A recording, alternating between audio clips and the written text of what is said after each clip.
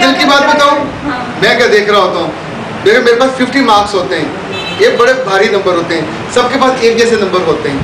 जिसके 25 से कम आए वो फेल है, यानी जो फेल हुआ वो फेल है, पास होने का इम्कान ही कोई नहीं है। इवन जो सेटिस्फैक्ट्री में गया वो भी फेल है, उसका कोई इम्कान नहीं है कि वो चाहे। मुझे डड्डू की आंखें कभी अच्छी नहीं लगती। कभी मरा हुआ डड्डू देखा आपने? किस रोज देखिएगा जरा, जिस बच्चे या बच्ची की आंखें मरे हुए मेंढक जैसी हों वो कभी सिलेक्ट नहीं हो सकता। मेरे बच्चे मरा हुआ डड्डू खौफजदा कैसे हो सकता है? वो मरा हुआ होता है। आज जाते हुए कोई फिश जो मरी होती है, पुरानी मरी हुई फिश, उसकी आंखें देखिएगा, अंदर धंसी होती हैं, उसमें जिंदगी की कोई चाहत नहीं होती, उसमें कोई उम्मीद नहीं होती, कोई आस नहीं होती, कोई आरजू नहीं होती, उसमें रमक ही नहीं होती जिंदगी की।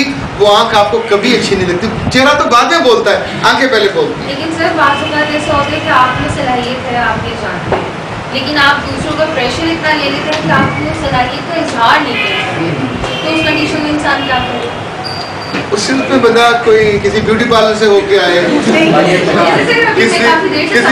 हाँ जी, आपका बड़ा मतलब सेहतमंद सवाल है ये, लेकिन मैंने बड़ा इंतजार किया कि कुछ और भी पूछने में फिर पूछूंगी। बड़ा कुछ नहीं किया जा सकता इसका। जो चीज़ बेचनी है बहुत खूबसूरत पैक होनी चाहिए, प्रेजेंटेबल होनी चाहिए। आप उस रोज जाओ तो आपके पास वो चंद मिनट हैं जो आपने 16 साल सीखा, और 16 साल सीखने के बाद आप बात ना कर सको, यार ये कैसी बात है? आपको तो जिंदगी का लम्हा है, वो तो होता है मरना या जीना। मैच में जब आपके पास पेनल्टी स्ट्रोक आता है तो वो सिर्फ डेथ होती है या जिंदगी होती है। इंटरव्यू पेनल्टी स्ट्रोक है, आपका गोल ना हुआ तो नो चांस कि आप टीम में भी बाकी बचो।